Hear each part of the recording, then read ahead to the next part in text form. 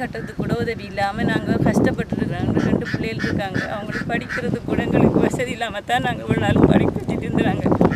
எங்களுக்கு எந்த உதவியும் செய்யறதுக்கு மாதிரி செய்யுங்க நீங்கள்.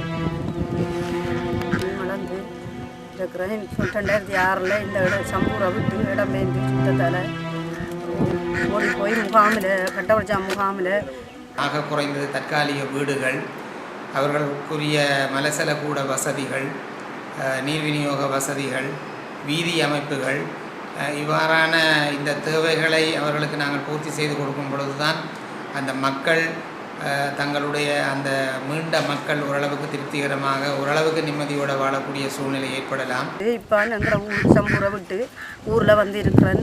எனக்கு வளவு துப்புரவாகியோ எதுவித உதவியும் இல்லை. சரியான கஷ்டத்து மத்தியில் நாம் வாழ்ந்துட்டுருக்கிறோம். கனடாவால் தமிழ் மக்களிடம் நாங்கள் மிகவும் விநியோகமாக கேட்டுக்கொள்வது என்னவென்றால், உங்களுடைய வசதிகளுக்கு ஏற்பட்ட வகையில் இயன்ற அளவுக்கு இந்த மக்களுடைய புனர்வாழ்வு விடயங்களில் நாங்கள் முன்னேற்றம் அடையக்கூடிய வகையில் நீங்கள் உதவ வேண்டும் என்று மிகவும் அன்பாக கேட்டுக்கொள்ள விரும்புகிறேன்.